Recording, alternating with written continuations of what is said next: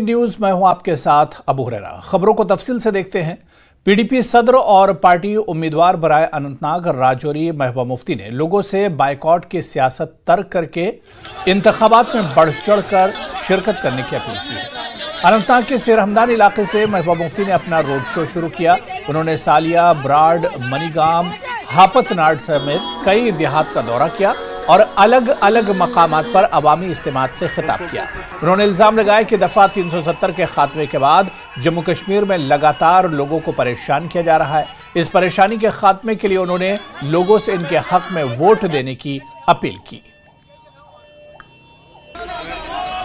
ये पहलगाम, ये मेरे वालिद मुफ्ती साहब का दिल के बहुत करीब सोच जबान अगर जमीनस पर कुन जाए जन्नत से पहलगाम इलाका मुफ्ती साहब उनको बहुत लगाव था और इसलिए मुझे भी बहुत लगाव है इस एरिया के साथ। मैंने एज एमएलए यहाँ बहुत काम किया है, मुफ्ती साहब ने यहाँ बहुत काम किया है और मैं लोगों की शुक्रगुजार हूँ। आपने देखा किस तरह मेरा इस्तकबाल करने आए हैं और मैंने इनको बताया आज का मसला सड़क, पानी, बिजली का नहीं है जी।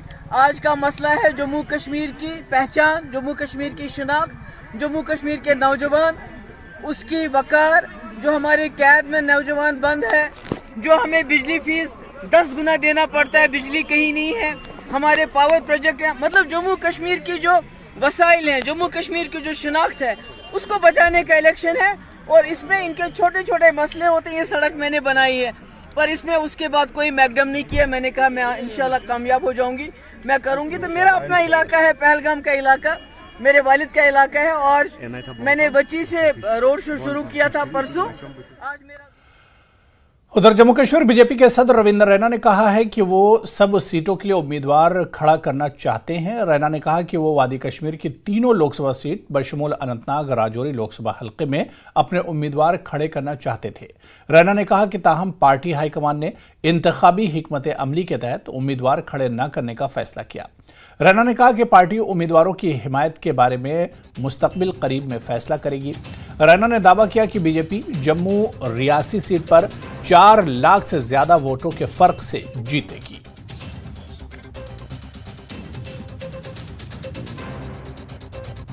रैना साहब, सबसे बड़ा सवाल जो आज जनता पूछ रही है, कश्मीर घाटी के अंदर 3 पार्लिमानी सीट्स बीजेपी ने कोई उम्मीदवार नहीं उतारा, ना ही उतारने का कोई मन है, क्या कारण? भारतीय जनता पार्टी कश्मीर में एक ताकतवर सियासी जमात बनकर उभरी है। बीजेपी का एक बहुत मजबूत तरीन सपोर्ट बेस वादी कश्मीर में है।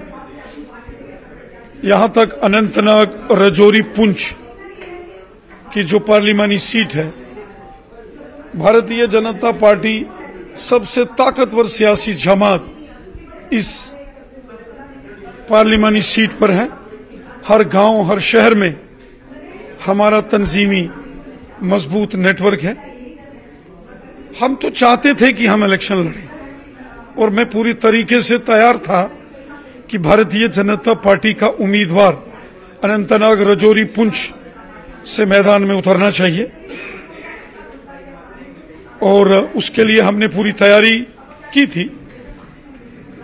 लेकिन पार्टी का फैसला है कि वहां स्वयं बीजेपी का उम्मीदवार न होकर कुछ ऐसा लाएअमल बनाया जाए कि ऐसे किसी उम्मीदवार की जीत हो जो अमन, खुशहाली, हुब्बल वतनी और खिदमत खलक के जज्बे से काम करने वाले शख्स की जीत हो। अनंतनाग राजौरी को छोड़ के श्रीनगर और बारामूला की अगर हम बात करेंगे तो उमर अब्दुल्ला का ये कहना है कि बीजेपी तो पहले ही मैदान में है, डायरेक्टली उनके जो कैंडिडेट्स हैं वो नहीं हैं, लेकिन उन्होंने जो उनके ए, बी और सी टीम है जिनको वो कहते हैं, तो क्या आप वो एंडोर्स करते हैं कि कुछ पार्टियां बीजेपी की ए, बी टीमें हैं? चूंकि श्री उमर अब्दुल्ला साहब इस समय बहुत परेशान हैं क्योंकि उनकी जमात वादी कश्मीर से हार रही है, वो खुद बड़े परेशान हैं, इसलिए मोहतरम उमर अब्दुल्ला साहब इसके नेशनल कॉन्फ्रेंस के नायब सदर उमर अब्दुल्ला ने रविंदर रैना पर पलटवार करते हुए कहा कि बीजेपी ने दावों के बावजूद कश्मीर में मैदान क्यों छोड़ दिया। उमर ने कहा कि रविंदर रैना अनंतनाग पार्लिमानी नशिस्त से ए और बी टीम को हिमायत करने के लिए क्यों मजबूर हो गए। उमर ने कहा कि जम्मू सीट पर अभी इलेक्शन भी नहीं हुआ है और बीजेपी जीत का दावा कर रही है। उन्होंने कहा कि बीजेपी की उधमपुर सीट भी खतरे में लग रही है। उमर अब्दुल्ला ने जिला पुलवामा के देरी इलाके में अवामी जलसे में शिरकत के बाद न्यूज 18 JKLS से बात करते हुए इन बातों का इजहार किया। इससे कबल उमर अब्दुल्ला ने पार्टी के श्रीनगर पार्लिमानी नशिस्त के उम्मीदवार आगा सैयद रोहुल्लाह के हमरा अवामी जलसा मुनक्किद किया। जलसे में पार्टी के जिला सदर पुलवामा गुलाम मोहिउद्दीन मीर और साबिक वजीर मोहम्मद खलील बंद के अलावा काफी तादाद में पार्टी कारकुनों ने शिरकत की।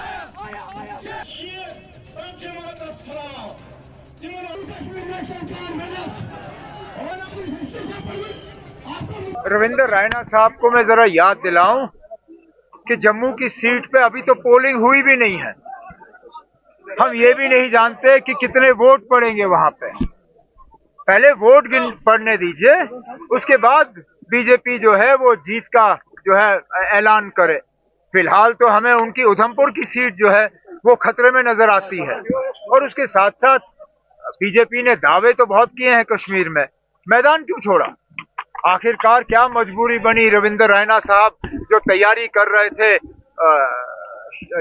ये साउथ कश्मीर की सीट से जो है इलेक्शन लड़ने की, क्यों नहीं उतरे मैदान में? क्या मजबूरी बनी कि उनको आगे जो है दूसरी जमातों को लाना पड़ा, चाहे क्रिकेट बैट वाले हों चाहे सेब वाले हों। आखिरकार वो अगर काम कर रहे हैं यहाँ पे तो बीजेपी के लिए कर रहे हैं, तो बीजेपी को यहाँ जम्मू कश्मीर में कम से कम ज्यादा दावे नहीं करने चाहिए। बीजेपी वाले किसको सपोर्ट कर रहे हैं? और आप मान के चलिए ना आपके उनकी कामयाबी की कोई गुंजाइश नहीं है। वहां पे अगर आप देखें तो साफ तौर पे वहां मुकाबला बीजेपी के साथ अब नहीं रहा। वहां नेशनल कॉन्फ्रेंस का मुकाबला बदकिस्मती से हमारे ही एक दोस्त के साथ है जो कल तक हमारे साथ थे, लेकिन बदकिस्मती से सीट की लालच में वो हमें छोड़ के चले गए। अब नेशनल कॉन्फ्रेंस का मुकाबला उनके साथ है, हमारा मुकाबला बीजेपी या बीजेपी की बी या सी टीम, कम से कम साउथ कश्मीर में हमारा मुकाबला बीजेपी और बीजेपी की बी टीम के साथ नहीं है ना। उधर नेशनल कॉन्फ्रेंस तर्जुमान इफराज जान ने रविंदर रैना के बयान पर रद्देमल जाहिर करते हुए कहा है कि बीजेपी कौमी प्लेटफॉर्म पर नया कश्मीर बेचकर वोट हासिल कर रही है।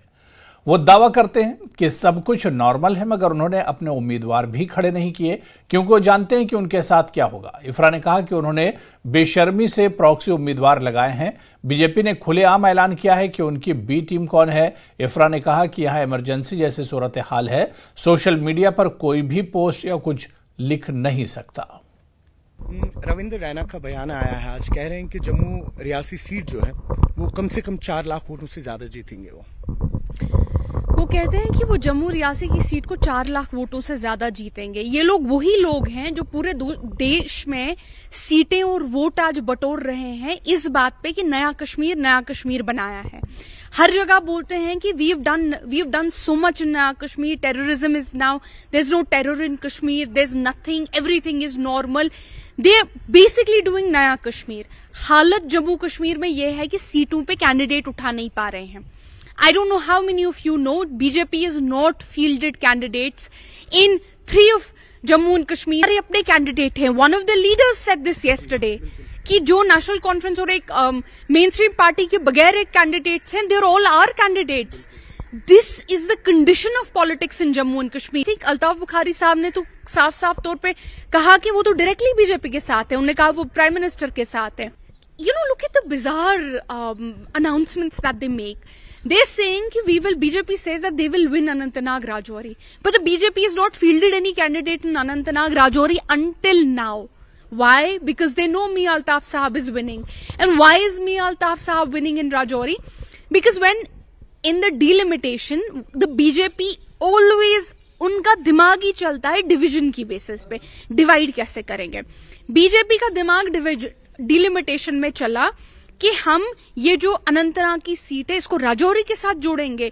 उनकी कैलकुलेशन थी कि राजौरी का बंदा जो है वो अनंतनाग वाले को वोट नहीं करेगा, अनंतनाग वाला कश्मीरी बंदा जो है वो राजौरी वाले को वोट नहीं करेगा और वोट टूट जाएगा। और जब वोट टूटेगा तो उसमें हम बीजेपी अपना कैंडिडेट निकाल दे। जम्मू और कश्मीर नेशनल कॉन्फ्रेंस जो है ये एक पार्टी नहीं है, ये एक तहरीक है, ये एक मूवमेंट है, 1931 से चलती आ रही है। And now that they've seen the kind of support Mia Altaf Saab is getting, national conference is getting in both these areas, and they're seeing that the people are united. People have decided, both Rajouri and Anantnag, that we will not let the BJP divide our votes. We will unite. And now the BJP is so scared that they can't even field their candidate on Anantnag Rajouri.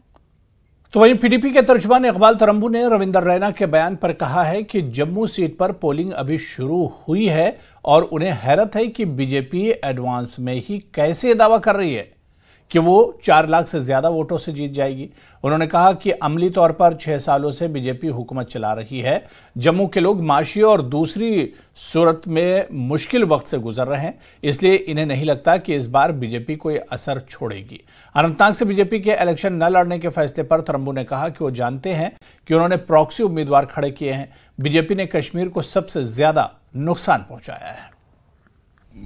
अभी तो polling हुई है, result आने में तो अभी time है। तो ये क्या मैकेनिज्म है बीजेपी के पास कि वो आज ही ये प्रेडिक्ट कर सकते हैं कि हम कितने वोटों से जीत रहे हैं, ये तो वही जानते होंगे। लेकिन जहां तक हालात का सवाल है, मैं जम्मू की बात करूंगा। सेंटर में तो आपको पता है बीजेपी का रूल पिछले 5 सालों से चल रहा है और इनफैक्ट स्टेट में 6 सालों से चल रहा है। So virtually we are being run by BJP, whether at the center or in this union territory. तो इन 5-6 सालों की अगर आप story, you are a journalist, आपको पता है इन 5-6 सालों में पूरी यूनियन टेरिटरी का इतना नुकसान इनकी हुकूमत में हुआ है जिसका कोई अंदाजा ही नहीं लगाया जा सकता है। चलिए कश्मीर का नुकसान मैं समझ सकता हूँ, लेकिन इवन जम्मू में इतना नुकसान हुआ है, स्पेशली इकोनॉमिकली, इक्तिसादी तौर पर इतना बहरान जम्मू में इस हुकूमत की गलत पॉलिसियों की वजह से हुआ है। तो मुझे नहीं लगता है कि जम्मू के लोग इस बार बीजेपी को चांस देंगे, चाहे सेंटर में चाहे स्टेट में। कह रहे हैं कि राजौरी अनंतनाग सीट जो है वो भी कहीं ना कहीं हम एक अच्छे मार्जिन से जीतेंगे। Another wild guess from there side. पहले तो ये है कि उनका कोई कैंडिडेट ही इस कॉन्स्टिट्यूएंसी में नहीं लड़ा है।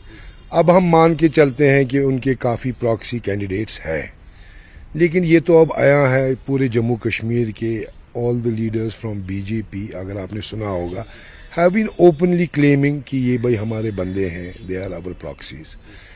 तो यहाँ के लोगों का, कश्मीर के लोगों का अगर आप सोच देखेंगे, सबसे ज्यादा नुकसान इस हुकूमत का, बीजेपी एडमिनिस्ट्रेशन का, कश्मीर के लोगों को हुआ है। न कि इक्तिसादी तौर पर ही, बल्कि सिविल लिबर्टीज के हवाले से, जमहूरी निज़ाम के हवाले से जितनी घुटन और जितनी कदगने इस दौरे हुकूमत में जम्मू कश्मीर के लोगों पे लगाई गई हैं, that people are feeling suffocated, they want to vent out. I think probably the only way they can vent out is by driving the BJP people out of the union. Jammu Kashmir people's conference के chairman Sajjad Gani Lone ने श्रीनगर में एक press conference के दौरान कहा कि वो अपनी पार्टी के सरबराह सैयद अल्ताफ बुखारी से बारामूला लोकसभा सीट पर उनकी हिमायत करने की अपील करते हैं। लोन ने कहा कि वो कश्मीर की बाकी 2 सीटों पर अपनी पार्टी की हिमायत करेंगे। लोन ने कहा कि वो वोटों की तकसीम नहीं चाहते, इसीलिए उन्होंने इस हिमायत की बात की है। उधर इस हवाले से जब न्यूज़ 18 ने अपनी पार्टी के सीनियर लीडर गुलाम हसन मीर से पूछा तो उन्होंने कैमरे के सामने आए बगैर कहा कि वो इस पर बात करने के लिए एक मीटिंग करेंगे। मीर ने कहा कि जब इस पर गौर किया जाएगा तो वो कैमरे पर आएंगे। Our confabulations have taken place with some leaders of Apni party, and we thought that we'll keep that now transparent. That's why we are doing it. अगर हमारा confabulation किसी और से भी हो तो we will. So you're open? I am open to anybody, but as on date, I want to restrict this to अपनी party because उनके साथ हमारा confabulation हुआ है। मैंने आपको बोला ना, अभी हम अपनी पार्टी के साथ हमारा confabulation का हो गया है, सो हम उन्हीं को जो है। Sir, will you be supporting अपनी party in Srinagar then for NC vote? 100%, yes. We have already conveyed to them that we would be because हम नहीं, whether वो करे ना करे, हमने पहले ही बोला था। अगर आप पहले हमने बताया था कि जब हमें लगेगा तो irrespective of that। उधर नेशनल कॉन्फ्रेंस के सीनियर लीडर नजीर अहमद गुरेजी ने सजाद लोन के बयान पर रद्द-ए-अमल जाहिर करते हुए कहा कि लोन ने कोई नई बात नहीं की है। गुरेजी ने कहा कि ये लोग पहले ही साथ हैं और इनका वाहिद मकसद नेशनल कॉन्फ्रेंस को शिकस्त देना है। उन्होंने कहा कि नेशनल कॉन्फ्रेंस इससे मुतासिर नहीं होने वाली है और लोग समझ चुके हैं कि कौन सी पार्टी इनकी भलाई चाहती है। जम्मू कश्मीर के पूर्व डिप्टी स्पीकर और NC senior leader Nazir Ahmad Gurezi इस वक्त हमारे साथ मौजूद हैं। सीधे उनका रुख करते हैं।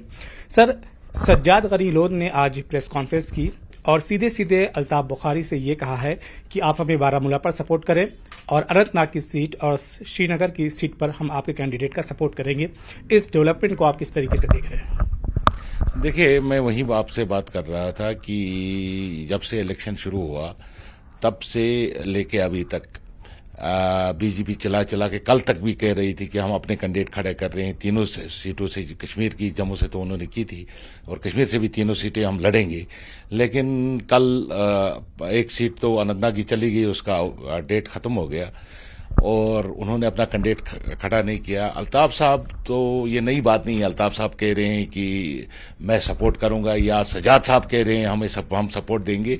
दरअसल ये सब लोग इकट्ठे थे।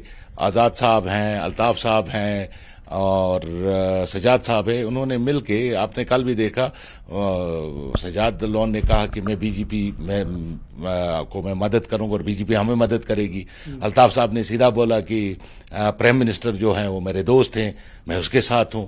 तो साफ जाहिर है कि ये सब लोग मिले हुए हैं और इनका एक ही एस्टेब्लिशमेंट का, बीजेपी का, अपनी पार्टी का और जो पीपल्स कॉन्फ्रेंस, सबका टारगेट जो है नेशनल कॉन्फ्रेंस है।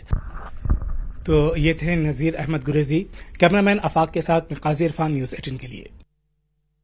महबूबा मुफ्ती के बयान पर रद्द-ए-अमल जाहिर करते हुए बीजेपी के सीनियर लीडर कविंदर गुप्ता ने कहा कि ये उनकी मायूसी को जाहिर करता है। उन्होंने कहा कि महबूबा को लगता है कि इस तरह के बयानात से उन्हें लोकसभा इंतखाबात के दौरान हिमायत हासिल करने में मदद मिलेगी। कविंदर गुप्ता जी, महबूबा मुफ्ती ने ये कहा है कि आज कैंपेनिंग के दौरान कि जब से बीजेपी की सरकार आई है 2019 के बाद, खासतौर पे यहाँ के लोगों को, जम्मू कश्मीर के लोगों को बात करने की भी इजाज़त नहीं है। कैसे थी? देखिए, महबूबा मुफ्ती तो इस प्रकार से बोलेंगे ही। उनकी क्रेडिबिलिटी समाप्त हो चुकी है कश्मीर में। आज जो उनके साथ चलने वाले संगठन थे, हुर्रियत और जमात जैसे, उनका भी कोई आधार नहीं रहा। फ्रस्ट्रेशन है, इस प्रकार की भाषा बोलेंगी। दुकानदारी, राजनीतिक दुकानदारी उनकी बंद है और विशेष करके जब बंद आंखों से कोई देखता है तो उसको ऐसा ही नजर आता है। क्या वहां पर पत्थरबाजी, मिलिटेंसी, आतंकवाद, अलगाववाद, परिवारवाद, भ्रष्टाचार, ये सब चीजें खत्म नहीं हुई हैं। लाखों की तादाद में वहां पर टूरिस्ट आ रहा है। लाल चौक, जिसको एक दहशत का अड्डा माना जाता था, वहां पर रात रात तक कार्यक्रम हो रहे हैं। वहां पर सिनेमा घर शुरू हो गए हैं। तो लोगों को गुमराह करने की एक जो उनकी आदत है, इलेक्शन है, उनको पता है कि जो बाकी के इनके गुपकार वाले लोग थे वो भी छोड़ करके चले गए। INDI गठबंधन से अलग थलग पड़ गई है। तो यही अपेक्षा की जा सकती है। रुकेंगे बहुत छोटे से ब्रेक के लिए। अरे कहाँ जा रहा है? स्वागत। राजू बिंदल ने कार्यकर्ताओं में भरा जोश। लोकसभा चुनाव में एकजुटता के साथ काम करने का दिया गुरु मंत्र। चंबा के जालपा मंदिर, मई का बाग और जुलाहकड़ी मंदिर में स्थापित काली माता की मूर्ति को रवि नदी में किया गया प्रवाहित। श्रद्धालुओं ने जय माता के जयकारों के साथ माता काली की मूर्ति को किया विसर्जित। लाहौल स्पीति में निर्माण कार्य और खेती बाड़ी में जुटे प्रवासी मजदूरों का काम शुरू। पुलिस प्रशासन ने प्रवासी मजदूरों का पंजीकरण करना किया अनिवार्य। उत्तराखंड में मतदान के मद्देनजर सीमावर्ती जिला सिरमौर के पावटा साहिब में केंद्रीय सुरक्षा बलों और स्थानीय पुलिस ने निकाला फ्लैग मार्च। केंद्रीय सुरक्षा बल ने लोगों से मतदान करने की अपील की। पर्यटन नगरी डलहौजी में पर्यटन सीजन शुरू। डलहौजी पुलिस सैलानियों की सुविधा के लिए वन वे ट्रैफिक की करेगी व्यवस्था। साथ ही कानून व्यवस्था बनाए रखने के लिए पुलिस ने जवानों को दिए सख्त निर्देश। शिमला में लीवर खराब होने के मामले बढ़े, शराब के सेवन से 35% हिमाचलियों के लीवर हो रहे खराब। ऊना के प्रसिद्ध धार्मिक स्थल के पास युवक की संदिग्ध मौत, पेड़ पर लटकता बरामद किया गया शव, पुलिस ने शुरू की मामले की जांच पड़ताल। बीजेपी प्रदेश उपाध्यक्ष गोविंद सिंह ठाकुर ने सीपीएस सुंदर सिंह ठाकुर पर किया पलटवार, कहा वो सुंदर सिंह भविष्य के वक्ता बन गए हैं।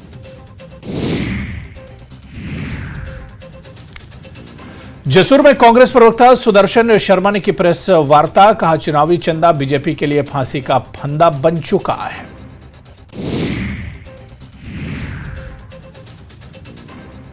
कांग्रेस के उपाध्यक्ष सतपाल रायजादा ने हमीरपुर क्षेत्र से कांग्रेस प्रत्याशी के चयन को लेकर दिया बड़ा बयान, कहा हाईकमान नाव के लिए मजबूत प्रत्याशी ही उतारेगी। कुलगाम में कुएं में फिसल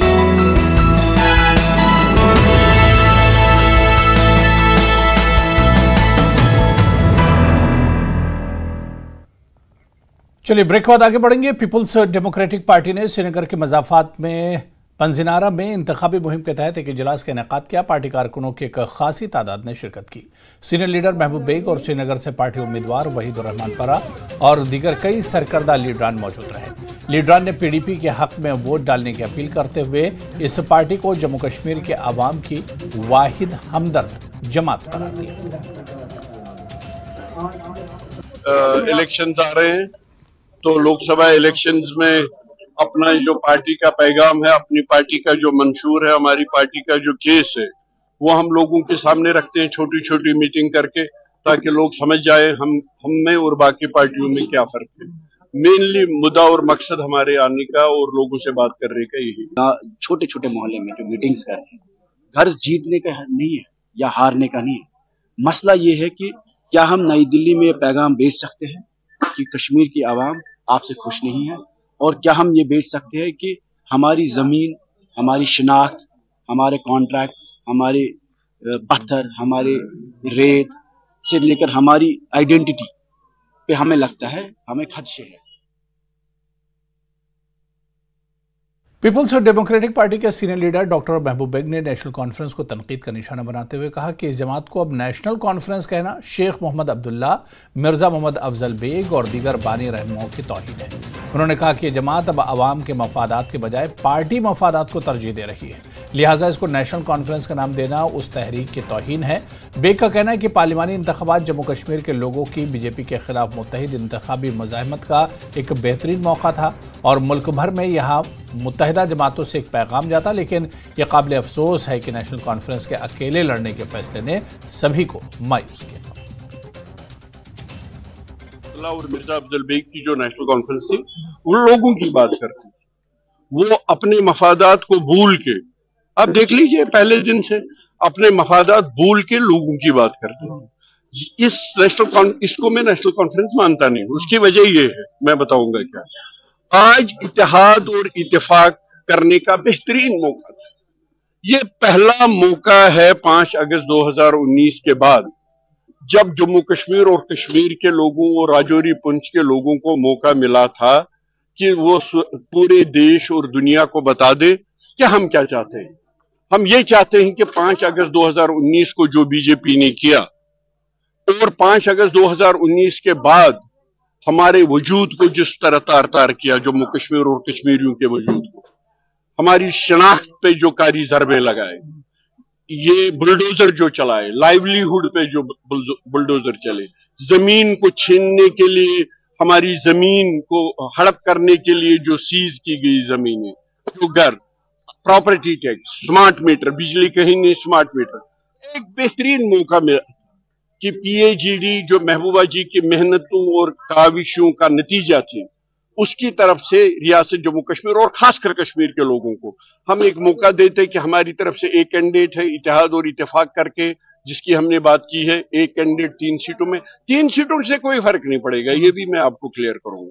500 से ऊपर है हमारे सबसे बड़े ऐवान में सीटें, 3 सीटों से कुछ नहीं बदलता, मगर 3 सीटों से एक मैसेज जाती कि कश्मीरी एक है, इसमें इत्तेहाद है, इत्तेफाक है। मगर बदकिस्मती से फारूक साहब ने इसको पार्टी को तरजीह दी लोगों के मफादात के ऊपर और ये फैसला किया कि हम 3 सीटों में हम लड़ेंगे। तो उसके बाद कोई रास्ता नहीं छोड़ा। देखिए, हम भी एक पॉलिटिकल पार्टी है, कोई रास्ता नहीं छोड़ा। हमारा मानना है कि इत्तेहाद और इत्तेफाक करके जो लोग चाहते हैं, जो कश्मीरी चाहते हैं कि नेशनल कॉन्फ्रेंस और पीडीपी कम से कम एक हो जाती, कि वो होने नहीं दी। और यहां पर रुकेंगे फिलहाल छोटे से ब्रेक के लिए।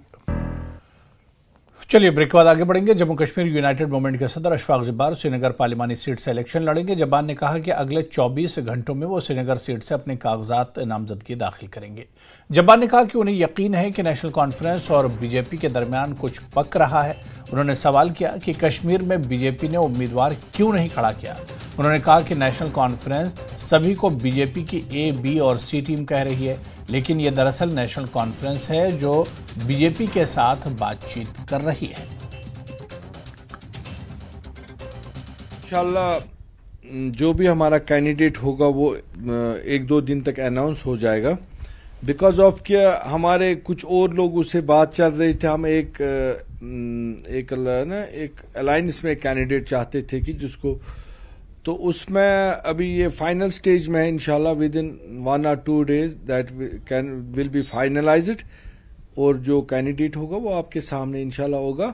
और अगर वो हो गया तो 24 तारीख को वो नॉमिनेशन भी अपना यहाँ से नाम फाइल कर देगा। हर कोई चाहता है कि अपना अपना जो इलेक्शन टाइम रहता है कि मेरे साथ ज्यादा से ज्यादा जुड़े ताकि उनका वोट बैंक और बढ़ जाए।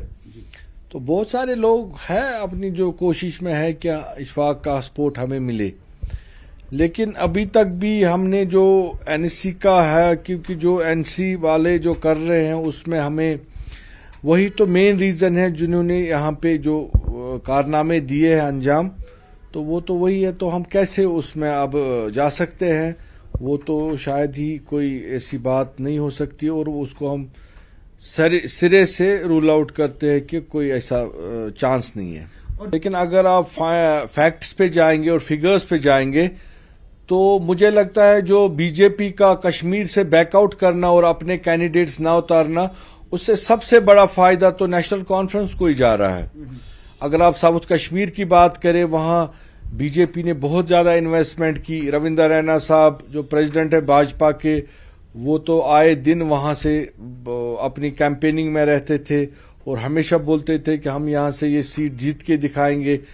और एक टफ फाइट थी, जो भी अदर पार्टीज थी, अगर बीजेपी वहां से कैंडिडेट उतारती, क्योंकि जो उन्होंने पहाड़ियों को एक एसटी का स्टेटस दिया था, उनके वोट्स भी उनके शायद जोली में थे। जो वहां अदर कम्युनिटीज के लोग हैं उनके वोट भी उनके पास थे।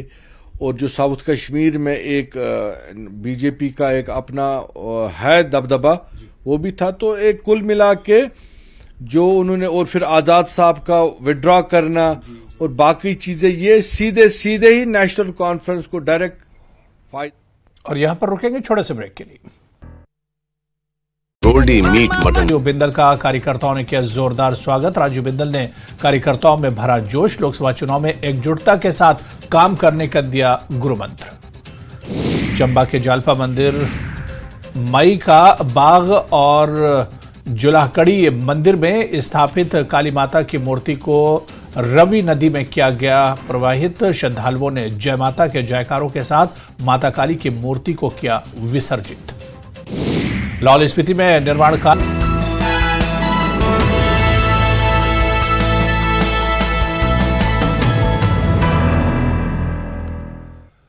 पीपल्स कॉन्फ्रेंस की जानिब से इचगाम बडगाम में अवामी इजलास मुनक्किद हुआ। पार्टी के सीनियर लीडर आबिद हुसैन अंसारी के अलावा दीगर मौजूद रहे। उन्होंने नेशनल कॉन्फ्रेंस पर निशाना साधा और कहा कि वो झूठ की सियासत कर रहे हैं। उन्होंने उमर अब्दुल्ला पर निशाना साधते हुए कहा कि वो झूठ के अलावा कुछ नहीं बोलते। उनका कहना था कि पीपल्स कॉन्फ्रेंस जम्मू कश्मीर अवाम की इज्जत के लिए इंतखाब लड़ रही है। इनका कहना था कि इनका बीजेपी के साथ कोई ताल्लुक नहीं है। मैं उस जालिम की बात करता हूं जिसने मुझे जुल्म किया है, जिसने मुझे 70 साल मारा है। मैं उनकी बात करता हूं। मैं उस चीज की क्या बात करूं जिसको मैंने अच्छी से परखा भी नहीं है। मैं बीजेपी की टिकट पर बारामूला से नहीं लड़ रहा हूं। मैं, मेरे अपनी पार्टी पीसी है, मैं पीसी की टिकट पर लड़ रहा हूं। हमें बीजेपी के साथ क्या वास्ता है? बीजेपी सेंटर में है, बीजेपी का यहाँ गवर्नर रूल है। हम इस वक्त लड़ रहे हैं इस चीज के लिए कि कश्मीर को क्या हो गया, हम कहां थे कहां पहुंच गए, वो उमर अब्दुल्ला ख्वाब देखता है। मरकजी वजीर हरदीप सिंह पुरी ने श्रीनगर में विकास भारत एम्बेसडर प्रोग्राम में हिस्सा लिया। उन्होंने कहा कि तरक्की याफ्ता हिंदुस्तान का ख्वाब तरक्की याफ्ता कश्मीर के जरिए ही पूरा हो सकता है। उन्होंने कहा कि मुल्क में इलेक्शन का मौसम चल रहा है।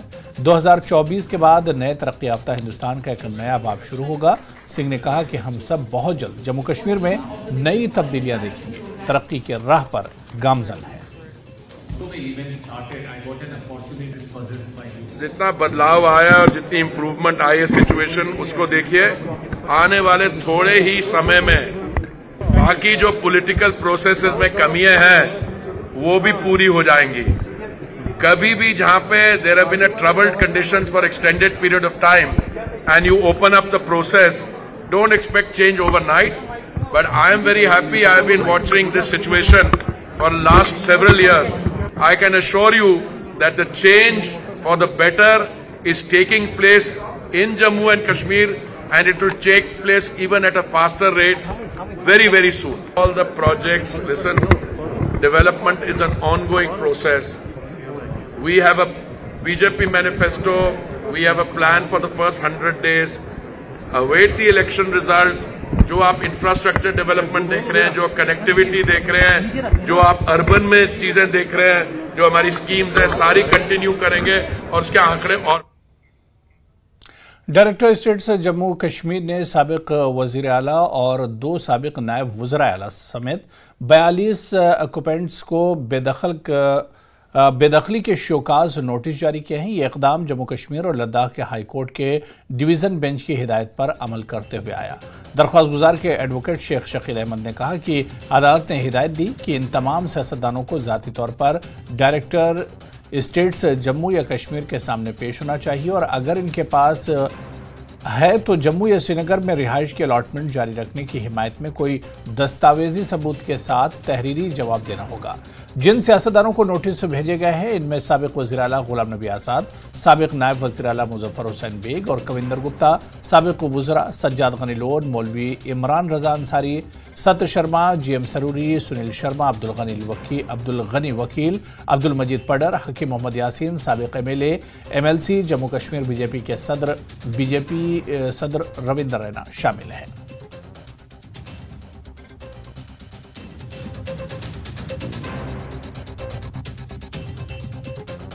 हाई कोर्ट से गुहार लगाई गई थी कि जो मिनिस्ट्रियल बंगलोज हैं, A टाइप B टाइप, ये जो कोठियां हैं जो ओवरस्टे कर रहे हैं हमारे पॉलिटिशियंस, उनसे ये उनको एविक्ट किया जाए।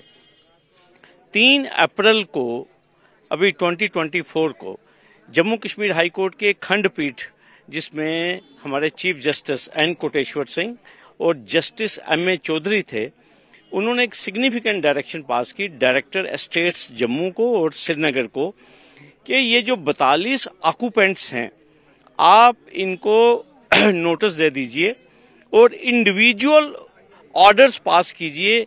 इनको सुनने के बाद 200 से ज्यादा जो पॉलिटिशियंस हैं उनको एस्टेट्स विभाग ने एविक्ट किया, जिनमें भूतपूर्व मुख्यमंत्री महबूबा मुफ्ती, उमर अब्दुल्ला साहब, चौधरी लाल सिंह, हर्षदेव सिंह और भी बहुत सारे पॉलिटिशियंस हैं। लेकिन ये जो 42 लोग हैं जिनको हम VVIP कहते हैं, जो सरकार के बहुत ही नजदीक हैं, इनके खिलाफ कोई कार्रवाई नहीं की गई।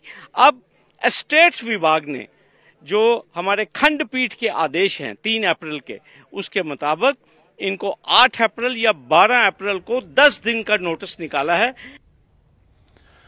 जुमरात और जुमे की दरमियानी शब सोपुर के सादपुरा इलाके में नामालूम अफराद की तरफ से सेब के दर्जनों दरख्तों को कुल्हाड़ी से काट दिया गया। इसके बाद किसानों और बागबानों में सदमे की लहर दौड़ गई। सेब के बाग के मालिक ने बताया कि कुछ शरपसंदों ने सेब के दर्जन से ज्यादा फल वाले दरख्तों पर कुल्हाड़ी चलाई है। इससे बहुत नुकसान पहुंचा है।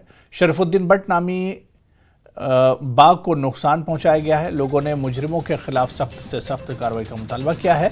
बाग मालिक का कहना है कि दरख्तों की हालत देखकर वो तकरीबन बेहोश हो गए और उन्होंने पुलिस को इत्तला दी। पुलिस ने जाए वक़ूअ का दौरा किया और तहकीकात का आगाज किया। फैज़ अहमद मलिक, सदर फ्रूट मंडी सोपुर ने मंडी के दीगर मेंबरान के साथ सेब के बाग का दौरा किया। उन्होंने कहा कि शुमाली कश्मीर में ये इस तरह का पहला वाकया है। उन्होंने मुतालबा किया कि शरपसंदों को इबरतनाक सजा दी जाए। बहुत मंडे मे पर जुमा नमाज तथी युथु मे मोबाइल ऑन कोर नमाज पर मे आ बच सुन फोन मे दस क्यों दोपन अश सोरे बाग सुनमुत कट ये सदा कुल तकरीबन यम मेव दिवान युथु पे गोस पुलिस स्टेशन तम खत पुलिस वुलिस खोत योर तम सूज पन नफर SHO साहबन तो तमो कोर ये बाज़ाब्त चेक तमो नी डिटेल बाज़ाब्त लिखित इंशाल्लाह मे पूर अमे गवर्नमेंट इंशाल्लाह सो कर कंसे पे यह पुलिस कसूरवार तस गि सजा दिन कि हमको कल पता चला है, हमने भी फेसबुक पे देखा है, शरीफ साहब रो रहे थे उस टाइम, हमको बहुत ही शॉक हुआ है क्योंकि हार्टिकल्चर सेक्टर ये 70% लोग जो कश्मीर वैली में इससे वाबस्ता है और हार्टिकल्चर से पूरा जो वैली भरा हुआ है और हार्टिकल्चर हमारा सहारा है, ये हमारी मईशत है और इसके साथ ऐसे खिलवाड़ करना ये सरासर नाइंसाफ़ी है। हमारी हुकूमत से अपनी SP मैडम दिव्या जी से मैं अपील करता हूँ, SDPO सोपोर से अपील करता हूँ, SHO से अपील करता हूँ, ADC साहब से अपील करता हूँ, इन मुजरिमों को सलाखों के पीछे होना चाहिए ताकि ऐसा कोई कदम ना। ये पहली दफ़ा मुझे लगता है कि नॉर्थ कश्मीर में ऐसा वाक़ा, उससे पहले साउथ कश्मीर में हुआ करता था, लेकिन ऐसा नहीं होना चाहिए। और मैं आम लोगों से भी अपील करता हूँ, अगर इन लोगों का पता चल जाएगा उनको पुलिस के हवाले करना चाहिए ताकि आज इसके साथ हुआ कल दूसरे के साथ हो जाए। वांग भुट्टू इलाके में कई मकानों में शगाफ पड़ गए हैं। लोग PMGSY महकमे पर इल्जाम आयद कर रहे हैं कि उन्होंने सड़क की कुशादगी अमल में लाई, मगर सड़क के किनारे जो बांध तामीर थे वो उन्होंने खत्म किए और लोगों को खतरे में डाल दिया। हालिया बारिश के बाद मकानों और जमीन में शगाफ पड़ गए हैं। लोगों ने डिप्टी कमिश्नर कुपवाड़ा से मुदाखलत की अपील की है। मुनकता दूसरी जगह पे हो जाओ। फिर मैंने इस फैमिली को दूसरे भाई के मकान में शिफ्ट किया।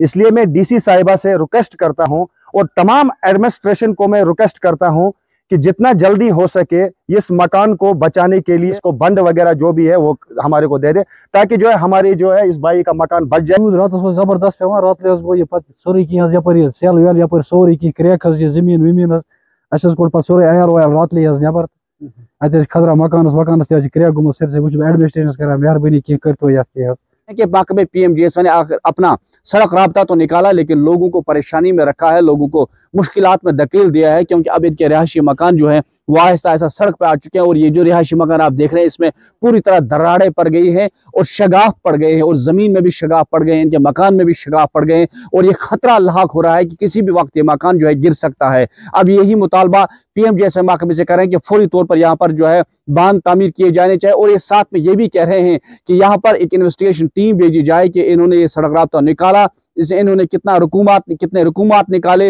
आखिर लोगों को परेशानी की हालत में क्यों रखा। और दूसरी सबसे बड़ी बात यह है कि इन्होंने पहले एक ऐलान दिया कि यहाँ पर किसी भी वक्त इंसानी जान तलफ हो सकती है, लेकिन महकमे अलर्ट नहीं हो रहे हैं। ये कह रहे हैं कि जब कोई हादसा पेश आए तब शायद महकमा यहाँ पर वाहविला करने के लिए आए। तो जरूरत इस बात की है कि फौरी तौर पर टीमें यहाँ पर रवाना होनी चाहिए ताकि लोगों की मुश्किलात का अजाला हो सके। नेटवर्क 18 के लिए यह और यहां पर रुकेंगे फिलहाल छोटे से ब्रेक के लिए। खेती बाड़ी में जुटे प्रवासी मजदूरों का काम शुरू। पुलिस प्रशासन ने प्रवासी मजदूरों का पंजीकरण करना किया अनिवार्य। उत्तराखंड में मतदान के मद्देनजर सीमावर्ती जिला सिरमौर के पावटा साहिब में केंद्रीय सुरक्षा बलों और स्थानीय पुलिस ने निकाला फ्लैग मार्च। केंद्रीय सुरक्षा बल ने लोगों से मतदान करने की अपील की। पर्यटन नगरी डलहौजी में पर्यटन सीजन शुरू। डलहौजी पुलिस सैलानियों की सुविधा के लिए वन वे ट्रैफिक की करेगी व्यवस्था। साथ ही कानून व्यवस्था बनाए रखने के लिए पुलिस ने जवानों को दिए सख्त निर्देश। शिमला में लीवर खराब होने के मामले बढ़े। शराब के सेवन से 35% हिमाचलियों के लीवर हो रहे खराब। ऊना के प्रसिद्ध धार्मिक स्थल के पास युवक की संदिग्ध मौत। पेड़ पर लटकता बरामद किया गया शव। पुलिस ने शुरू की मामले की जांच पड़ताल। बीजेपी प्रदेश उपाध्यक्ष गोविंद सिंह ठाकुर ने CPS सुंदर सिंह ठाकुर पर किया पलटवार। कहा वो सुंदर सिंह भविष्य के वक्ता बन गए हैं।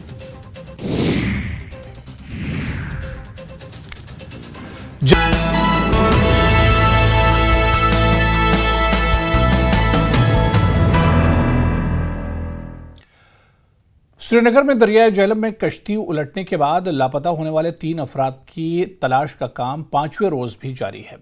SDRF, NDRF, मार्कोस और मुख्तलिफ एनजीओज के रेस्क्यू टीमें गंदबल से राजबाग तक गहरे पानी तक पहुंच रही हैं, जबकि गोताखोर 3 लापता अफराद की कोई निशानी तलाश करने के लिए पानी के अंदर चले गए।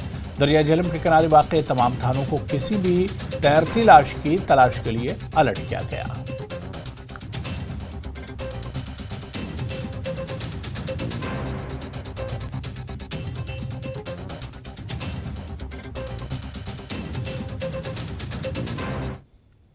दिन हो चुके हैं, अभी लेटेस्ट अपडेट क्या है? देखिए, जब ये पहले दिन जब एक्सीडेंट हुआ था, वाटर लेवल बहुत ज़्यादा थी यहाँ पे, तो उसकी वजह से फ्लोज बहुत ज़्यादा था। तो 5 दिन से हम यहाँ पे, आज फिर से पानी आया है ऊपर। हम लालचौक से अभी आए हैं इस बोट के अंदर, तो हमने जो फ्लो देखा रास्ते में, दैट्स वेरी, हम उसको, हमारा बोट जो वो भी रुक गया था, इतना फास्ट है। तो इसकी वजह से मुझे लगता है कि जो बॉडीज़ है वो बहुत नीचे है, हमें यहाँ पे वेस्ट टाइम नहीं करना है। We came here to get a petrol only, ठीक है ना। हमें अभी वीर पे जाएंगे, वीर से आगे भी जाना पड़े तो हम जाएंगे कहीं पे भी। मगर हमारे पास एक प्रॉब्लम है, हमारा जो इंजन है ये 9.9 है। अभी सीज़ किए थे, जो डिपार्टमेंट ऑफ टूरिज्म में उन लोगों ने कुछ मोटर सीज़ किए थे। हम गए थे, उनको रिक्वेस्ट की थी अभी हमें एक मोटर वापस दीजिए, कि ताकि हम नीचे जाए। उसका जो वो तकरीबन 14 है या 20 है, उससे हम बहुत काम कर सकते थे। और इनके पास बहुत सारी अभी बोट्स पड़ी हुई हैं यहाँ, पीरुजू के पास भी है, यहाँ इरिगेशन के पास भी है। अगर हम जॉइंटली एक बड़ा ऑपरेशन करेंगे ना, बहुत बड़ा ऑपरेशन इकट्ठा करके, जैसे लोकल्स भी है, डिपार्टमेंट के भी है, एनजीओज हैं, जो भी है, मिल के अगर हम ये ऑपरेशन करेंगे हम कामयाब हो जाएंगे।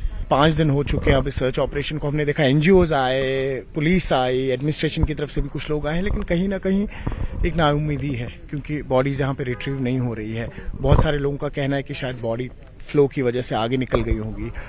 तो किस तरीके की एक्सपेक्टेशन है अभी एडमिनिस्ट्रेशन से, चाह क्या रहे हैं आप लोग? जी, हम ये चाह रहे हैं कि जो भी ये रेस्क्यू ऑपरेशन चल रहा है ये जॉइंटली चलना चाहिए, और सरकार को हम ये मोदबाना अपील करते हैं कि जो भी आपके पास वसी अमला है इसमें लगा लीजिए, और जो भी एनजीओज है वो आगे आए और हमारी यहाँ पे मदद कीजिए। ये हमारी एक मोदबाना अपील है। और जो भी पेट्रोल है इसमें जो भी लगता है, जो इंजन लगते हैं, वो इनको अवेलेबल रखें। वो हमारी मोदबानी अपील है आपके। सोपुर के तहसीलदार के काबिल मजम्मत रवैये को जाहिर करने वाली एक वीडियो ने सोशल मीडिया पर गर्दिश करने के बाद तनाज़ा और गम गुस्से को जन्म दिया है। वीडियो में अहलकार को तारजू के दौरे के दौरान धमकियों और तजलील का सहारा लेते हुए देखा जा सकता है। मकामी ताजिरों की तंजीम ने एक पुरअमन एहतजाज किया और इस तरह के जारहाना कार्रवाइयों को गुंडागर्दी और नाकाबिल कबूल करार दिया। वीडियो फुटेज में तहसीलदार को धमकियामेज रिमार्क्स देते हुए दिखाया गया है। तहसीलदार ने लोगों पर ब्लैकमेलर होने का इल्जाम लगाया और जायवकों पर मौजूद मीडिया एहलकारों पर भी यही इल्जाम लगाया। सदर ट्रेडर्स फेडरेशन सोपुर ने कहा कि अफसर को आम लोगों के साथ मुआंदाना रवैया नहीं करना चाहिए था। गांव के लोगों का कहना था कि सरकारी एहलकारों को शहरियों के साथ एहतराम के साथ पेश आना चाहिए और धमकाने के हथकंडों का सहारा लेने से गुरेज करना चाहिए। ये बात काबिल जिक्र है कि तहसीलदार तजावुजात के मसले को हल करने और सड़कों के किनारे हमवार नक्ल हरकत को यकीनी बनाने के लिए तारजू के दौरे पर थे। एडिशनल डिप्टी कमिश्नर सोपुर ने कहा कि इंतजामिया ने इस मामले को संजीदगी से लिया है और वाक़े से मुतालिक हक़ायक़ का जायजा लेने के बाद मुनासिब कार्रवाई की जाएगी। उन्होंने कहा कि मीडिया और सरकारी अफसरान समेत सबको मिलकर काम करना है।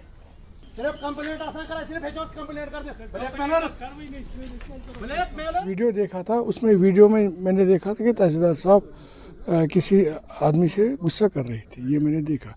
बाकी इसका बुनियादी पहलू का ये हमें पता नहीं, बुनियादी पहलू क्या है, तहसीलदार इतना गुस्सा क्यों हो गई, ये भी हमने देखना।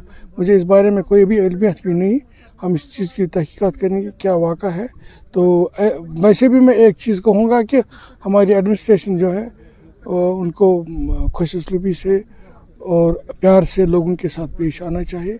इस इशू पर भी बात अभी हुई है कि हमने कितने लोगों के साथ फ्रेंडली रहना चाहिए, हमने मीडिया के साथ कितना अपने टीम में इनको साथ साथ रखना चाहिए।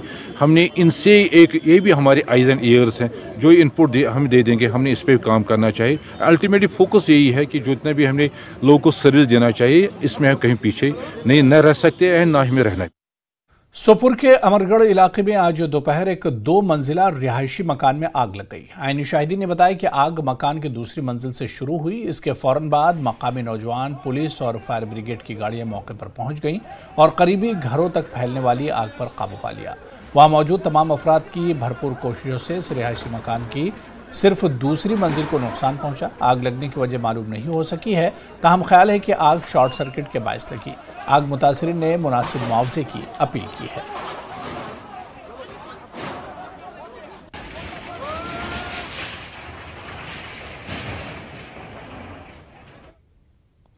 और यहां पर रुकेंगे फिलहाल छोटे से ब्रेक के लिए। शोपियां जिले के कई इलाकों मूलू, सोगू, नौलाई, लड्डी और इनके मुल्हका इलाकों में तेज बारिश और ज़ालाबारी के सबब किसान और मेवा काश्तकार काफ़ी मायूस हो गए। इन इलाकों में अचानक तेज बारिश और ज़ालाबारी शुरू हुई। चंद मिनटों तक जारी रहने वाली बारिश और ज़ालाबारी के नतीजे में सेब, चेरी, अखरोट और दीगर फसलों के शगुफों को काफ़ी नुकसान पहुंचा।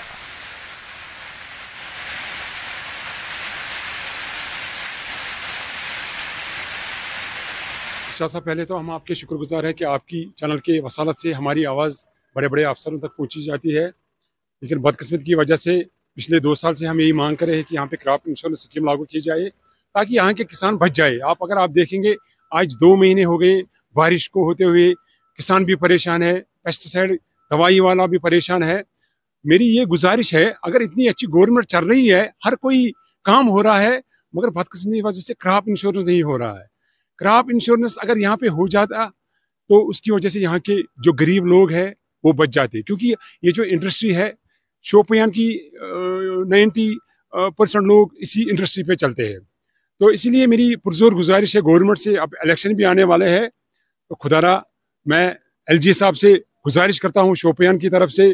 तो मुझे पता है कि एलजी साहब ने बहुत काम किया है कश्मीर में, तो मेरी उनसे पुरजोर गुजारिश है कि सर प्लीज़ हमारे इस फ्रूट इंडस्ट्री को बचाइए, इसको क्रॉप इंश्योरेंस स्कीम में लाया जाए ताकि जब ये हिल स्ट्राम यहाँ पे हो जाता है तब उसको अपना मुआवजा मिल जाएगा। चलिए आगे बढ़ेंगे। जम्मू श्रीनगर कौमी शाहराह पर जिला रामबन के अतराफ में गुज़िश्ता दिन हुई भारी बारिश के बाद पत्थर और मिट्टी के तूदे गिरने के वाक़यात पेश आए। आज भी दिन भर किश्तवाड़ी पत्थर के पास भारी पत्थर गिरने से ट्रैफिक बाद दोपहर तक मुतासर रहा। कैफेटेरिया मोड़, ढलवास, गांगरू और समेत कई मकामात पर मिट्टी का मलबा और पत्थर गिरने से शाहराह ट्रैफिक के आमदोरफ्त के लिए मुतासर रही। ताहम बाद दोपहर को शाहराह की बहाली के बाद तरजीही बुनियादों पर दरमांदा गाड़ियों को निकाला गया। इसके बाद मुसाफिर बरदार गाड़ियों को शाहराह पर चलने की इजाज़त दी गई। ट्रैफिक पुलिस ने आवाम से गुजारिश की है कि वो ख़राब मौसमी हालात में सफ़र करने से गुरेज करें और ट्रैफिक एडवाइजरी पर सख्ती से अमल करें। जम्मू श्रीनगर नेशनल हाईवे पर गुज़श्ता दिनों हुई भारी बारिशों के बाद आज सुबह से ही जम्मू से नेशनल हाईवे पर ट्रैफिक जाम जो है मुतासिर रही। किश्तवाड़ी पत्थर के पास भारी शूटिंग स्टोन होने की वजह से ट्रैफिक के आमदरफ्त में खलल पड़ा। ताहम बहाली के काम में जो है शदुमत से काम किया गया और इस वक्त की अपडेट अगर हम बताएं, जम्मू से नेशनल हाईवे पर ट्रैफिक के आमदरफ्त को शुरू कर दिया गया है और मुसाफिर बरदार गाड़ियों को मंजिलों की जानिब रवाना किया जा रहा है। वहीं ट्रैफिक पुलिस ने आवाम से गुजारिश की है कि जब भी जम्मू श्रीनगर नेशनल हाईवे पर सफ़र करने का इरादा करें, सबसे पहले महकमा मौसमियात की एडवाइजरी को जान लें और उसके बाद ट्रैफिक पुलिस की एडवाइजरी पर भी सख्ती से अमल करें ताकि उन्हें जम्मू से नेशनल हाईवे पर सफ़र के दौरान किसी तरह की परेशानियों का सामना न करना पड़े। न्यूज़ 18 जम्मू कश्मीर इलाक़ हिमाचल के लिए नेशनल हाईवे से बिलाल बाली। जिला बांडीपुरा के रक्षिलोत इलाके के किसानों ने महकमे आपाशी और फ्लड कंट्रोल और महकमे बिजली के खिलाफ एहतजाजी मुजाहरा किया। किसानों का कहना था कि कंडीखन नामे लिफ्ट इरिगेशन स्कीम तरसीली लाइन न होने की वजह से ठप है। किसानों का कहना है कि अगर ये स्कीम शुरू नहीं की गई तो 500 कनाल पर मुश्तमिल खेतों में खुश्क साली की सूरत हाल पैदा होगी।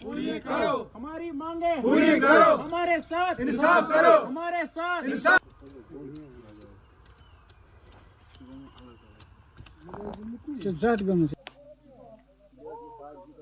अच्छा आज गए परस नमन दहन वहन दहन थाल त्रोम गवर्नमेंट ख्याल गसान वक्त कोत वो अच्छा पाप ये वन पंप चलाव जनाब बेल जट गम करो क्या बस अड़न मोटरस ताकत अड़न मोटरस ताकत तम कोत गसन गुजारिश करा पावर डिपार्टमेंटस इरिगेशन डिपार्टमेंटस 10 सास परस तोर इथे पे पे दाम ब्योल यह गो दाम ब्योल गो आव दाम ब्योल दियो नजर ये सैनिस दाम बेलिस गई जट तो परस तह कोर इथे पे तो कोर पे क्या थानत लजिक गई तार अत क्या थानत हु यह दुख तार लागो वुनिक तान न लजिक ना कासास तार कहें नतीजस वनकस वन यह कासास कर तो स्टार्ट यह दपा यह दज लन मीन पानस पे हेवान कहें सह दपा अगर अत प्रॉब्लम गई कि मे सा गई प्रॉब्लम मे गसन कतल यह हेक वसित पे अगर बह पावर लाग और 500 कनाल जमीन यह रोज गैर आबाद। जिला बांडीपुरा के नौगाम सोनावारी में लोगों ने महकमा जल शक्ति के खिलाफ सख्त बरहमी का इजहार करते हुए कहा कि महकमा इलाके में जल जीवन मिशन स्कीम के अमल आवरी में ताखिर कर रहा है। लोगों ने कहा कि इस वजह से पूरे इलाके को पानी की शदीद किल्लत का सामना करना पड़ता है और ये मसला कई बरसों से हल नहीं हो रहा है। लोगों ने LG इंतजामिया से इस मामले को हल करने का मुतालबा किया।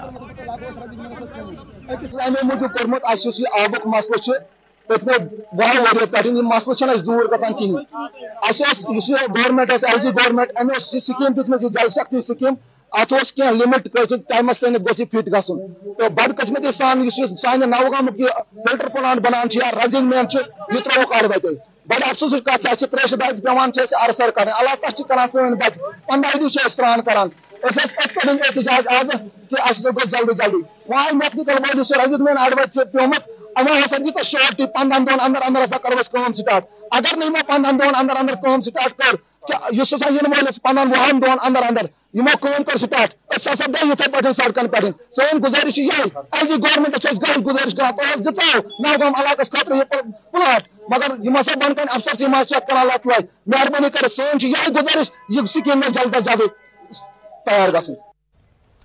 तो चलिए इस बुलेटिन में अभी फिलहाल इतना ही। आदाब।